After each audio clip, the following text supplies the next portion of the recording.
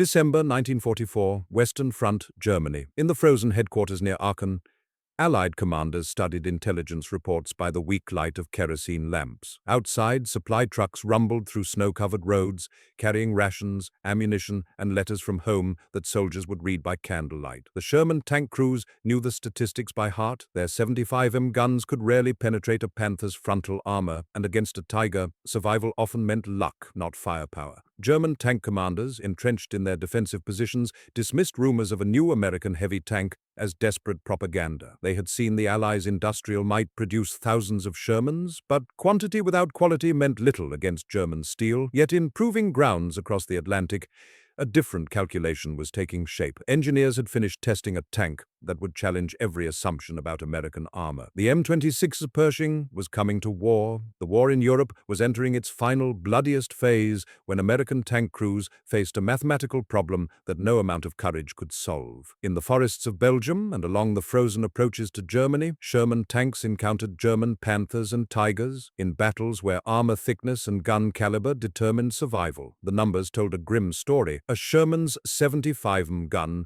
could penetrate roughly 9mm of armor at 500 yards. A Panther's frontal armor measured 80mm at steep angles, effectively doubling its resistance. The German 75mm gun on the Panther could penetrate 138 mm at the same distance.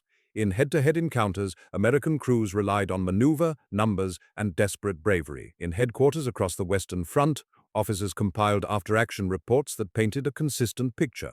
One engagement near Aracourt in September 1944 saw 5 Shermans destroyed for every Panther knocked out. Near Aachen, tank commanders reported needing multiple Shermans to flank a single Tiger, accepting casualties as the price of victory. The doctrine was clear but costly. American tanks would win through overwhelming numbers and tactical coordination. Yet as the Allies pushed deeper into Germany, even this advantage began to erode. German defenders could position their heavy tanks in prepared positions, transforming every village and crossroads into a potential killing ground. The U.S. Ordnance Department had recognized this problem years earlier. In 1942, even as the Sherman proved itself in North Africa, engineers began developing a heavier tank. The T-26 project moved slowly through testing and redesign, always secondary to Sherman production. By late 1944, with American forces stalled before the German West Wall, urgency finally overtook bureaucratic caution. The T-26, now designated M26 Pershing, entered production at the Duisburg Fisher Tank Arsenal in Grand Blanc, Michigan. The first tanks rolled off the assembly line in November 1944, months after D-Day, earning the bitter nickname that German propaganda would later exploit, the late-to-war tank. The M26 Pershing represented a fundamental shift in American tank design philosophy. Where the Sherman prioritized reliability and ease of production, the Pershing prioritized combat effectiveness. Its 9mm M3 gun, developed from an anti-aircraft weapon, could penetrate 170 mm of armor at 1 yards. The tank's frontal armor measured 102 mm, sloped at angles that increased effective thickness to roughly 150 mm. At 46 tons, the Pershing weighed 14 tons more than a Sherman, but still matched German heavy tanks in mobility. The first Pershings arrived in Antwerp in January 1945, carefully crated and accompanied by factory representatives who would help crews transition to the new equipment. The 3rd Armored Division and 9th Armored Division received priority for the new tanks. Crews gathered in warehouses to watch orientation films and study the manual's dense technical specifications. For men accustomed to the Sherman's simplicity, the Pershing's complexity was daunting. The transmission required precise operation. The gun's recoil mechanism needed careful maintenance. The electrical system, more sophisticated than any previous American tank, could be temperamental in cold weather. Yet when crews fired their first practice rounds, skepticism gave way to appreciation. The 9mm gun's report was deeper, more authoritative than the Sherman's 75mm. Through the gun sight, targets that had seemed invulnerable now appeared vulnerable. Tank commanders calculated ranges and penetration values, understanding that they now possessed the firepower to engage German heavy tanks on equal terms. One lieutenant from the 3rd Armored Division wrote home, "It's like trading in a knife for a rifle. We finally have the right tool for the job." In Germany, intelligence officers noted the new tank's arrival with varying degrees of concern.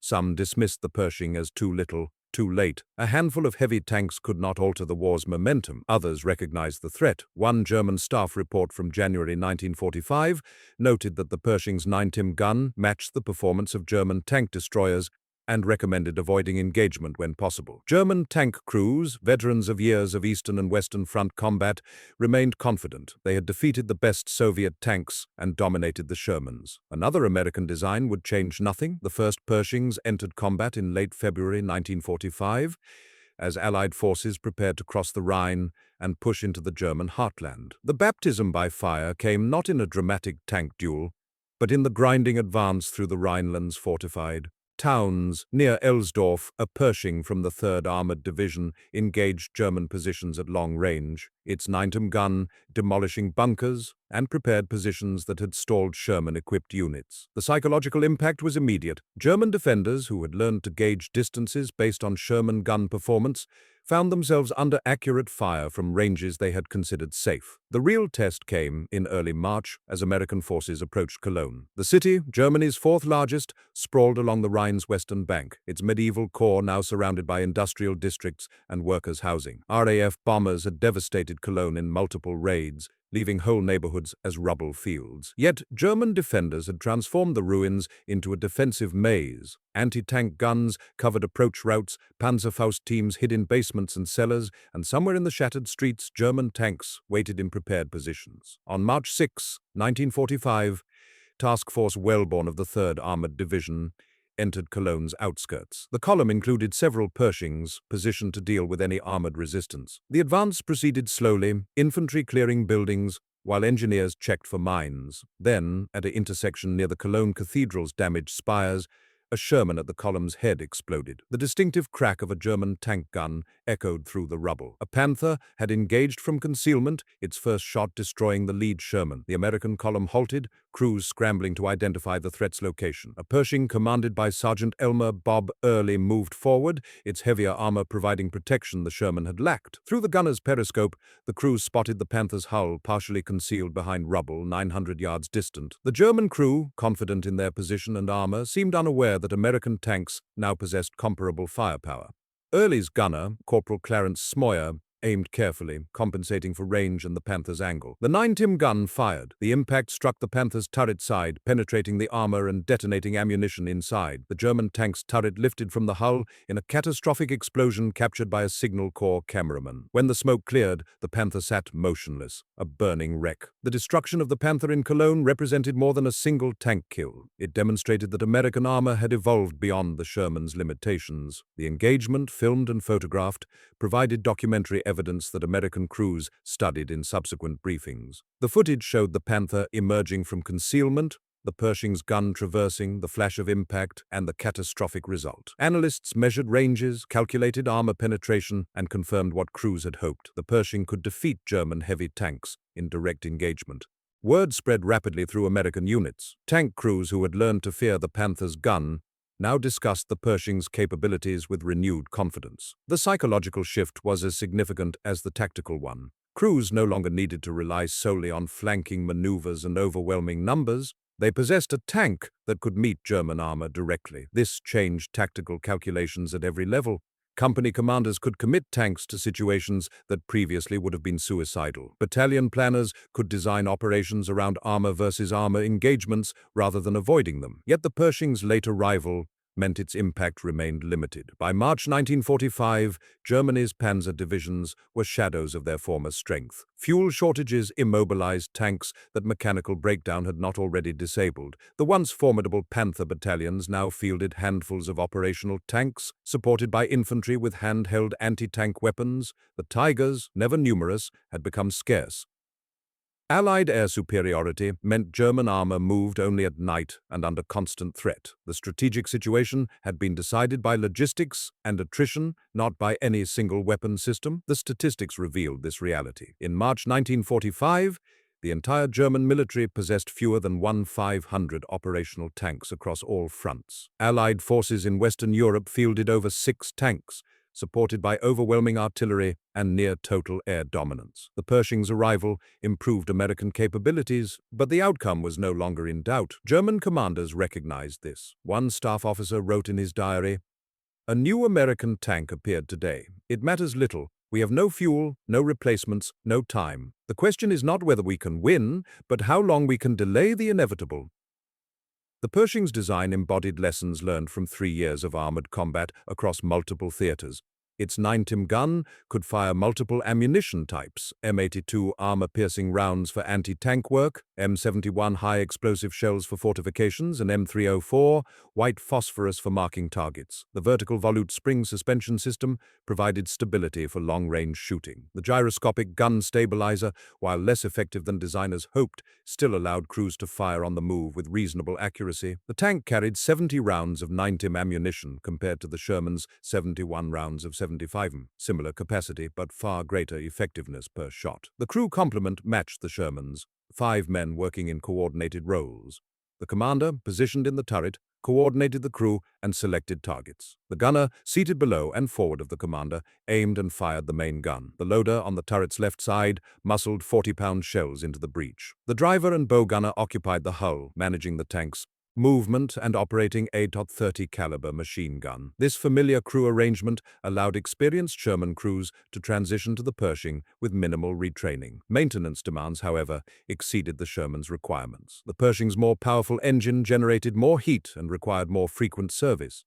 The complex transmission demanded careful operation. The track links, larger and heavier than Sherman tracks, required special tools to remove and replace. In the field, maintenance crews worked extended hours, keeping the Pershings operational. Supply officers struggled to maintain stocks of specialized parts. The Fisher tank arsenal shipped spare parts to Europe, but the logistics chain, optimized for Sherman support, adapted slowly. Combat experience revealed both strengths and weaknesses. The 90mm gun's effectiveness exceeded expectations. Crews reported penetrating Panthers at ranges up to 200 yards, well beyond Sherman capabilities. The armor proved resilient against German anti-tank weapons. One Pershing near Cologne took 3 hits from Panzerfaust rockets and continued operating. Yet the tank's weight created problems. Bridges rated for Sherman passage sometimes could not support the Pershing. Soft ground that Shermans crossed left Pershings mired. Recovery vehicles designed for lighter tanks struggled to tow disabled Pershings. The 46-ton weight, necessary for protection and firepower,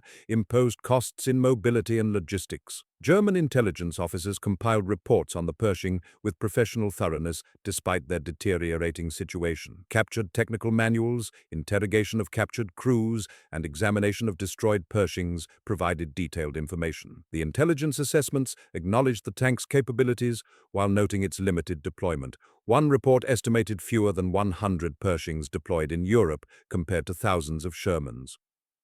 The assessment concluded that while the Pershing represented a significant improvement, its small numbers prevented strategic impact. German tank crews received briefings on the Pershing's characteristics. The 9mm gun demanded respect. It could penetrate a Panther's frontal armor at ranges where the Panther's 75mm gun remained effective. Against a Tiger I, the Pershing's gun could penetrate side and rear armor reliably, though the Tiger's frontal plate remained resistant at all but the closest ranges. The intelligence reports recommended avoiding engagement when possible and targeting the Pershing's weaker side armor when forced to fight. These recommendations assumed German crews retained the tactical initiative to choose engagement conditions, an assumption increasingly divorced from reality. The propaganda apparatus attempted to minimize the Pershing's significance.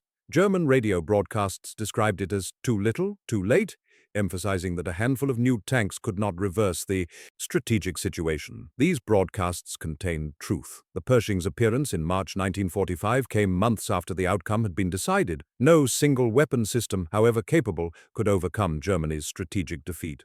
The industrial collapse, fuel shortages, and trained crew losses that crippled German armored forces would have occurred regardless of the Pershing's existence. Yet for the individual tank crews who encountered Pershings, these strategic considerations meant little. A Panther commander facing a Pershing across 1 yards of open ground confronted an immediate tactical problem, not an abstract strategic analysis. The German crew knew their 75mm gun might penetrate the Pershing's armor at that range, if they achieved a perfect hit on a vulnerable point. They also knew the Pershing's 9mm gun could penetrate their frontal armor reliably. The psychological impact of this reversal? after years of German armor superiority, was profound, even if rarely documented. The engagement between Sergeant Early's Pershing and the German Panther near Cologne Cathedral was captured by combat cameraman Jim Bates, whose footage provided unprecedented documentation of tank versus tank combat. The film showed the Panther emerging from a side street, its long 75mm gun traversing toward American positions. The Pershing, already positioned to cover the intersection, fired first. The camera captured the muzzle flash, the tracer's flight, and the impact on the Panther's turret. The German tank's ammunition detonation was visible as a bright flash, followed by billowing smoke. The entire engagement lasted perhaps 30 seconds. This footage became instrumental for training purposes, shown to crews preparing to deploy with Pershings. Instructors used the film to demonstrate proper engagement procedures, achieving hull-down position when possible, ranging accurately before firing, and targeting vulnerable points on enemy armor. The footage also served propaganda purposes, featured in newsreels that played in American theaters. The visual evidence of American armor defeating German heavy tanks countered years of reports about Sherman vulnerabilities. Beyond its documentary value, the film captured a moment that symbolized the technological evolution of American armor. The Sherman had been adequate for 1942-1943 campaigns, when German heavy tanks were scarce. By 1944-1945, inadequacy was undeniable, and crews paid for the gap between capability and requirement. The Pershing represented not just improved technology, but recognition that doctrine must adapt to reality. The Army had finally deployed a tank matching German heavy armor's combat effectiveness. The immediate tactical aftermath of the Cologne engagement demonstrated the Pershing's value. Task Force Wellborn advanced through the city with increased confidence, knowing their heaviest tanks could handle German armor.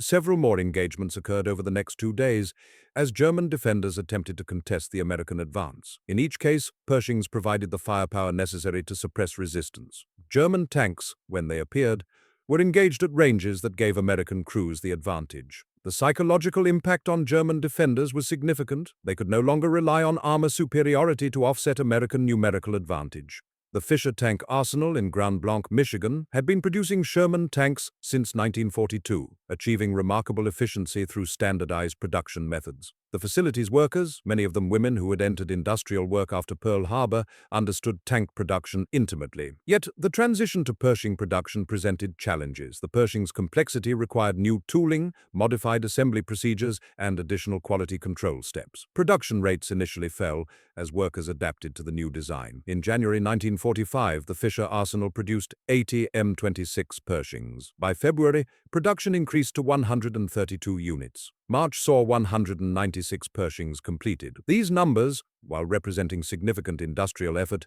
paled compared to Sherman production. At peak efficiency, the Fisher Arsenal alone had produced over 300 Shermans monthly. Other facilities, Chrysler's Detroit Arsenal Tank Plant, the Lima Locomotive Works, pressed steel plants, had brought total Sherman production to over 49 units by war's end. The Pershing program would produce only 212 tanks total, with roughly 400 reaching Europe before Germany's surrender. The production disparity reflected both timing and strategic calculation. Sherman production had ramped up over years, with supply chains optimized and workforce trained. The Pershing entered production as a supplemental design, not a replacement. Army planners anticipated needing both types: Shermans for the bulk of armored forces, Pershings for situations requiring heavier firepower.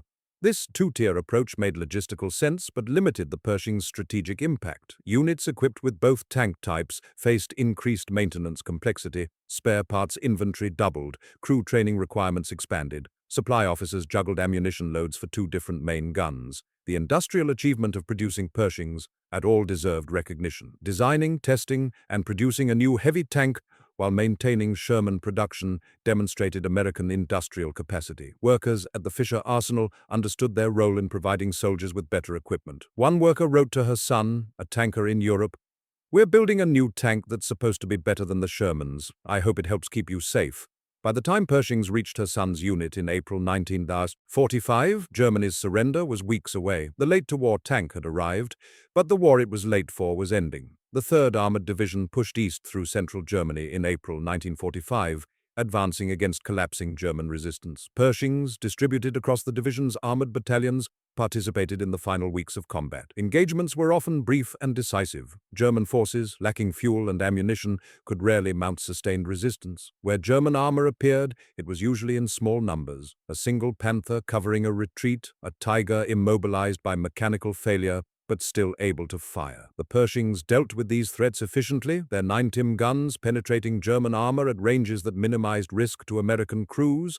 One engagement near Dessau illustrated the Pershings' effectiveness and the changed nature of armored combat in war's final weeks. A column from the 3rd Armored Division encountered a German rearguard including 2 Panthers and a Tiger III. The German tanks occupied defensive positions on high ground, their guns covering the approach route. In 1944, this situation would have required careful maneuvering, perhaps calling for artillery support or air strikes. In April 1945, with Pershings available, the solution was more direct. 2 Pershings moved forward, engaging the German tanks from 1-200 yards. The first exchange of fire destroyed 1 Panther. The second Panther attempted to withdraw, but took a penetrating hit before reaching cover. The Tiger, its mobility compromised by mechanical issues, fought from position until a Pershing round penetrated its side armor. The engagement lasted perhaps 20 minutes. These late-war engagements demonstrated the Pershing's capabilities while highlighting how strategic factors had already determined the war's outcome. Germany's Panzer Force, once numbering thousands of tanks and the world's most combat-effective armored units, had been ground down by attrition that no amount of tactical excellence could overcome. Fuel shortages meant tanks remained stationary or made final one-way movements. Ammunition shortages meant guns fired a few rounds before falling silent. Trained crew losses meant inexperienced commanders made tactical errors that experienced crews would have avoided. The Pershings, arriving in this environment, faced an already defeated enemy. Yet for American crews, the Pershing's presence provided reassurance regardless of strategic conditions. Tank commanders no longer needed to worry about encountering a Panther or Tiger with inadequate armament.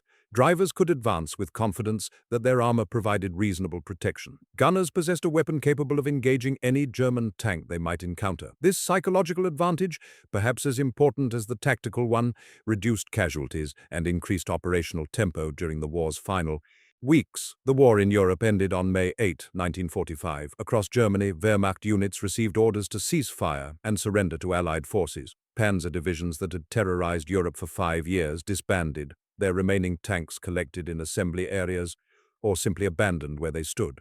American armored units, including those equipped with Pershings, transitioned from combat operations to occupation duties. The urgent questions of March, can we defeat German armor? Do we have adequate firepower? Became historical rather than operational concerns. The statistical record of the Pershing's combat performance was necessarily limited. Roughly 400 Pershings reached Europe before Germany's surrender, with perhaps 200 seeing actual combat. These tanks participated in engagements spanning approximately 2 months, from late February to early May 1945. During this period, Pershings destroyed at least 30 German tanks in documented engagements, with the actual number likely higher given incomplete record-keeping in combat conditions. Against this, American forces lost approximately 5 Pershings to enemy action, resulting in a favorable kill ratio that vindicated the design's combat effectiveness. Yet these numbers existed within a larger context. In the same period, Sherman-equipped units destroyed hundreds of German armored vehicles while losing hundreds of their own tanks. The overall advance continued regardless of which American tank model led each particular engagement. The Pershing's arrival improved tactical capabilities but did not alter strategic outcomes already determined by earlier battles and industrial production disparities. The tank was, as both critics and defenders noted, late to the war, arriving when victory was assured rather than when outcome remained uncertain. The Pershing's late arrival sparked debates that would continue for decades. Critics argued the tank should have been prioritized earlier, potentially saving lives lost to Sherman inadequacies. The statistics supported this view. Sherman crews suffered disproportionate casualties when engaging German heavy armor. Defenders of procurement decisions noted that prioritizing Pershing production would have reduced Sherman output, potentially delaying operations dependent on large armored forces. The debate involved counterfactuals impossible to resolve definitively.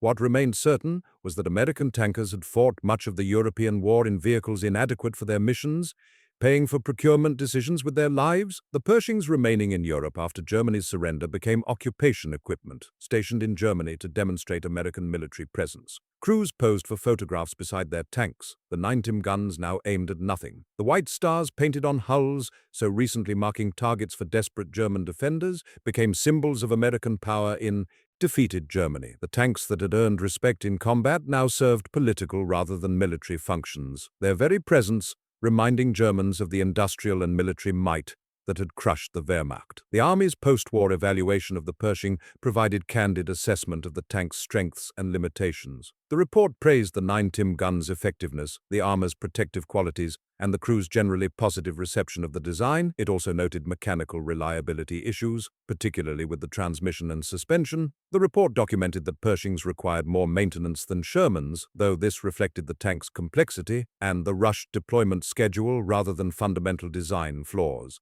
Crews needed more training time than the combat situation had permitted. Maintenance personnel required specialized tools and parts often unavailable in field conditions. The evaluation's most significant conclusion addressed not the Pershing's capabilities, but the decision-making process that delayed its deployment. The report noted that tank development and production required multi-year timelines. Designs begun in 1942 entered production in 1944-1945, by which time battlefield conditions had evolved beyond initial planning assumptions. The lesson for future procurement was to anticipate requirements rather than react to them, accepting that prediction would be imperfect but delay would be worse. The Pershing's late arrival validated this conclusion negatively, showing the cost of waiting for certainty before committing to new designs. The report also addressed the Pershing's future role. With Germany defeated, attention shifted to the Pacific theater, where American forces prepared for the invasion of Japan. The Pershing's capabilities, armor protection, heavy firepower, reasonable mobility, suited Pacific operations where Japanese armor posed minimal threat, but fortifications required heavy guns. Plans called for deploying Pershings to Pacific Islands as fire support vehicles. The war's end in August 1945 prevented this deployment, leaving the Pershing's combat record exclusively European. Beyond immediate operational questions, the report influenced post-war tank development. The Pershing had demonstrated that American industry could produce heavy tanks with combat effectiveness matching enemy designs. This validated continuing investment in heavy armor rather than relying exclusively on light and medium tanks. The report's technical recommendations, improving the transmission, upgrading the suspension, enhancing crew ergonomics, informed the development of improved Pershing variants and successor designs. The M26 pattern, entering production in 1949, incorporated lessons learned from Pershing combat experience while addressing identified weaknesses. The evaluation concluded with observations about the relationship between technological capability and strategic success. The Pershing's late arrival had not prevented victory because victory depended on factors beyond any single weapon system. Industrial production, logistical competence, air superiority, and strategic planning had defeated Germany. The Pershing improved tactical capabilities, but could not replace these fundamental advantages. Yet for individual tank crews, tactical capabilities determine survival. The report acknowledged this paradox, strategically unnecessary but tactically vital. Corporal Clarence Smoyer, the gunner who destroyed the Panther near Cologne Cathedral, wrote to his family in June 1945 describing his experiences. The letter, preserved in family archives, offered personal perspective on events that military reports documented clinically. Smoyer described the tension of entering combat with untested equipment, the satisfaction of achieving first-round hits, and relief that the Pershing's armor had protected his crew. He noted that German tanks, so feared in earlier campaigns, had seemed less intimidating when engaged with adequate firepower. The letter avoided heroic language, describing instead the technical aspects of gunnery and the teamwork required for effective tank operations. Smoyer's reflections captured a broader truth about the Pershing's significance. For crews who operated them, the tank represented not strategic calculation, but practical tool that improved their chances of survival and success. The debates about procurement timing and strategic impact meant little to gunners aiming at enemy armor or drivers navigating under fire. What mattered was possessing equipment adequate for the mission. The Pershing provided this adequacy, offering American crews combat effectiveness comparable to their German counterparts. That this adequacy arrived late diminished, but did not eliminate its value to those who benefited from it.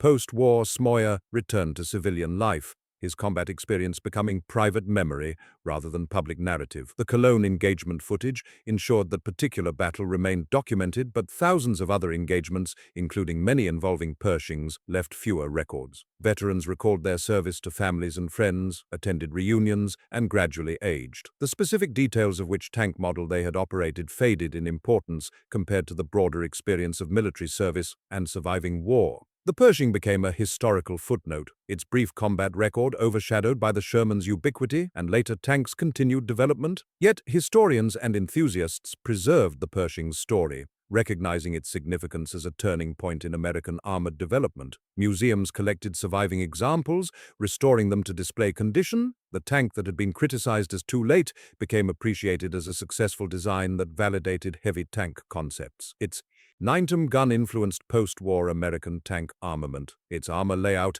informed subsequent designs. The lessons learned from its rushed deployment improved future procurement processes. The Pershing's legacy extended beyond its brief combat service to influence decades of tank development. The specific Pershing commanded by Sergeant Early, later restored and preserved at Fort Benning, represents both historical artifact and memorial. The tank's physical presence communicates qualities difficult to capture in photographs or descriptions.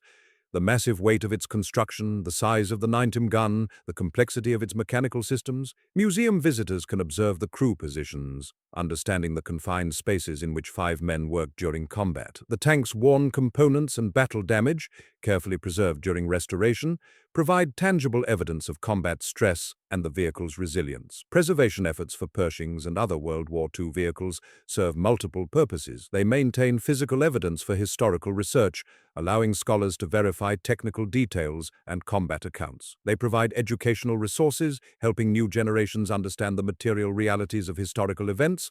They honor veteran service by preserving the equipment with which they fought. The Pershing at Fort Benning fulfills all these functions, standing as testament to a specific historical moment when American industrial and military capabilities evolved to meet operational requirements. The broader story that the preserved Pershing represents extends beyond tank specifications and combat records. It encompasses the industrial workers who produced it, the engineers who designed it, the logistics personnel who transported it to Europe, and the maintenance crews who kept it operational. Behind every tank stood thousands of supporting personnel whose efforts enabled frontline operations. The Pershing's existence depended on this vast infrastructure of production and support, representing not just military technology but the industrial system that sustained American military operations. For the students, historians, and veterans who visit the Fort Benning Museum, the Pershing serves as focal point for reflection on war's nature and cost. The tank's impressive capabilities and preserved battle damage illustrate both human ingenuity and violence. The names and dates inscribed on museum plaques connect machinery to individuals,